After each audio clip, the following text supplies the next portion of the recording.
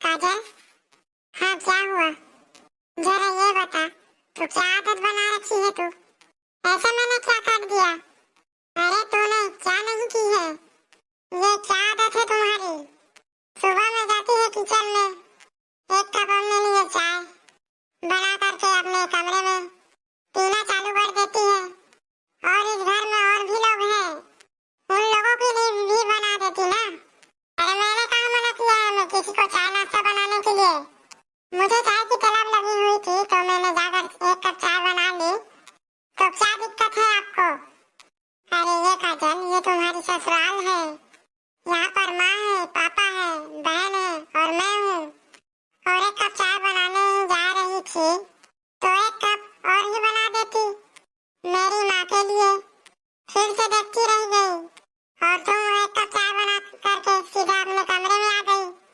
और मेरी माँ क्या सोच रही होगी तुम्हारे बारे में? बताओ काजल।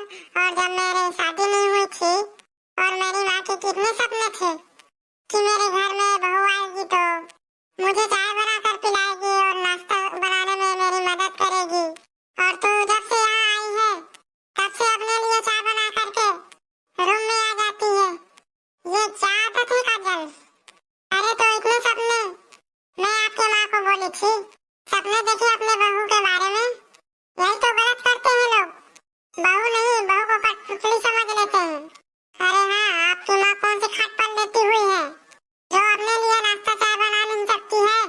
अपने मायके में मैं किसी के लिए चाय नाश्ता नहीं बनाई थी तो मैं फिर ससुराल में कैसे बना सकती हूँ? ये ससुराल में अपने लिए मैं चाय बना लेती हूँ ना, वो काफी है। और अपने लिए नाश्ता बना रही हूँ ना, वो काफी है। और वैसे भी मैं कैसे भी करती हूँ काम। 2 दिन पहले तो मैं ही खाना बनाया था ना, जो आप लोगों को पसंद ही नहीं आई। बहुत हो रहा है तुम्हारा काजल। ये कौन सी आदत है तुम्हारी?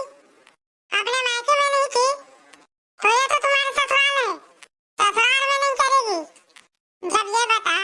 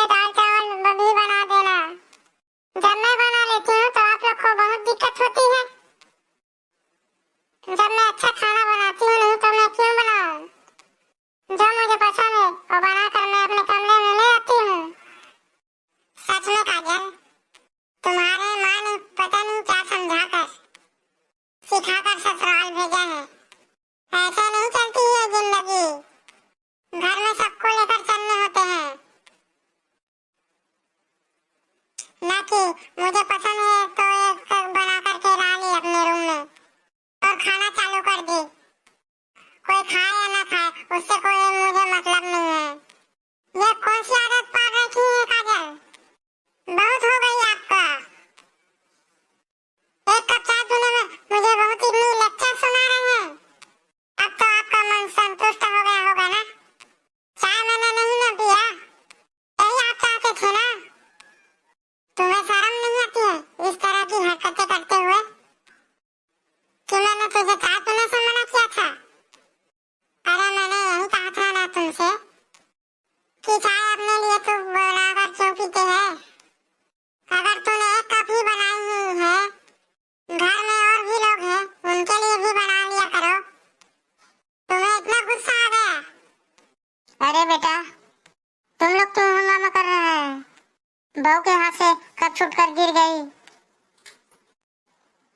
वो थोड़ी ना जानबूझ करके गिराई है। क्यों गुस्सा हो रहा है बेटा? माँ, मुझे अच्छी तरीके से पता है तुम्हारी बहू ने जानबूझ करके ये कप उठा के फेंका है, और भी गुस्सा में। आप मुझे चाय पीने के लिए क्यों बोल रहे हैं? गलतफहमी है, मैं इसे चाय पीने के लिए बोल रहा हूँ। मैं सिर्फ इतना ही चाहता हूँ, तुम अकेले अपने लिए खाना बना करके रूम में ले आकर के खाती है, चाय बना करके अपने रूम में लाकर पीती है। और भी तो परिवार इस घर में है, उन लोगों को भी तो पूछ लिया करो।